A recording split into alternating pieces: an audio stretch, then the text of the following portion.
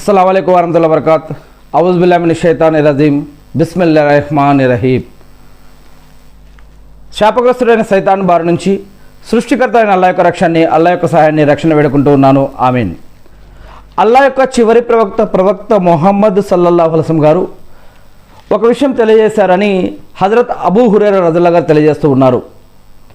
ఆ విషయం ఏమిటంటే ఆరోగ్యానికి సంబంధించింది.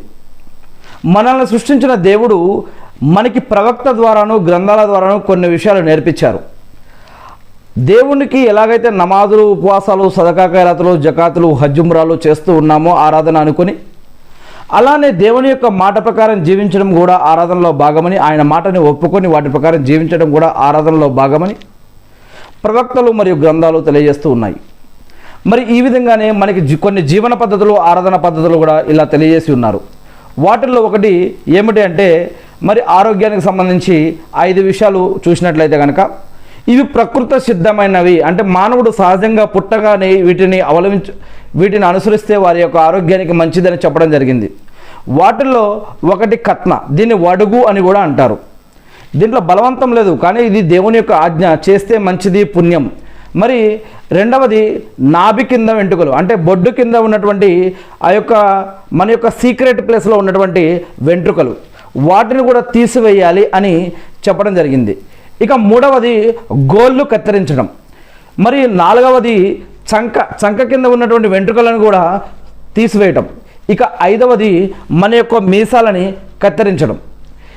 ఇవి కూడా దేవుని యొక్క ఆజ్ఞలు అని చెప్పడం జరిగింది. ఎలా చెప్పడం జరిగింది అంటే దీనికి సంబంధించి మరి కొన్ని హదీసుల్లో మనం చూసినట్లయితే కనుక మరి ప్రతి శుక్రవారం కూడా కొన్ని సున్నతులు ఉన్నాయి. వాటిల్లో కూడా ఆ యొక్క సున్నతులకు సంబంధించిన హదీసుల్లో వీటి గురించి చెప్పడం జరుగుతుంది. మరి ఇది దైవ ధర్మంలోని విషయాలు. ఇవి కూడా కట్న ద్వారా, ఈ యొక్క కట్న ఇది దైవ ప్రవక్త ఇబ్రాహీం అలైహిస్సలాం గారి యొక్క సున్నతగా కూడా మనకి అనేక మంది ప్రవక్తలు దీనిని అవలంబించారు. అలానే ఈ యొక్క ఉమ్మతలో కూడా ప్రవక్త ముహమ్మద్ సల్లల్లాహు అలైహి వసల్లం గారి యొక్క ఉమ్మతలో కూడా దీనిని మరి అనుసరించడం ఒక సున్నతగా చెప్పడం జరుగుతూ ఉంది. మరి తర్వాత ఇది ఒక ప్రవక్త సాంప్రదాయమే కాకుండా ఇది ఒక ఆరాధనలో భాగంగా కూడా చెప్పడం జరుగుతుంది. దీనివల్ల అనేక లాభాలు ఉన్నాయి అని, మూత్రపిండాలు శుభ్రమవటం కానీ, మూత్రకరణకు సంబంధించినటువంటి వ్యాధుల నుంచి రక్షణ పొందడం కానీ దీంట్లో ఎన్నో విషయాలు దాగి ఉన్నాయని ఆధ్యాత్మిక గ్రంథాలు తెలియజేస్తూ ఉన్నాయి.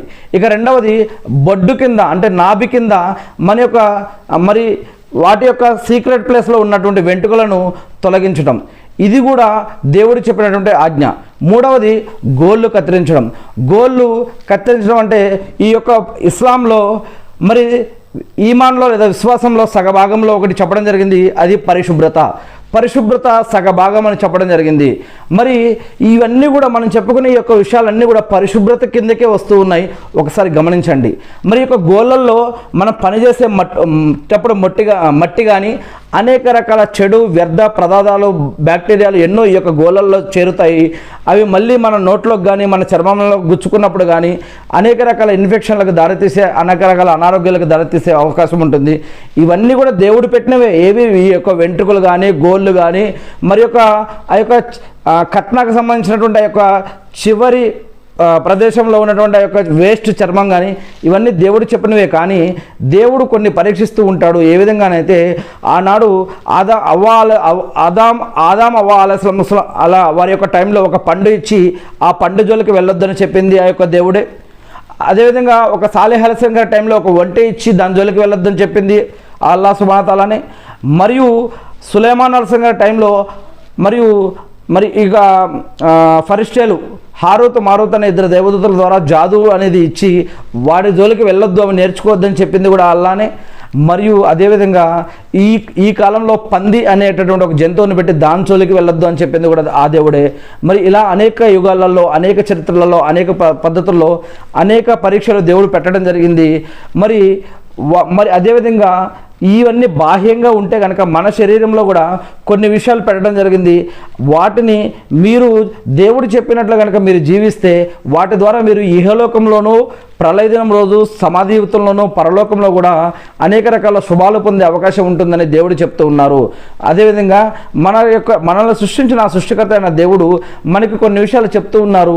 వాటిని కనుక మనం ఆచరిస్తే మనకి లాభమని, ఆచరించకపోతే మరి దాని యొక్క ప్రతిఫలం మనం మళ్ళీ అనుభవించాల్సి ఉంటుందని ఈ యొక్క హదీసుల ద్వారా అర్థమవుతూ ఉంది. మరి ఈ యొక్క గోళ్ళు కత్తిరించడం కూడా మన యొక్క ఆరోగ్యపరంగాను లాభాలు ఉన్నాయి, దేవుడి మాట వినటం వల్ల ఆధ్యాత్మిక పరంగాను లాభాలు ఉన్నాయని చెప్పడం జరుగుతుంది. మరియు చంకల్లో ఉన్నటువంటి వెంట్రుకలను శుభ్రపరచడం, మరి అంతేకాకుండా ఇలాంటి అనేక విషయాలు ఇంకా ఇస్లాంలో చెప్పబడ్డాయి.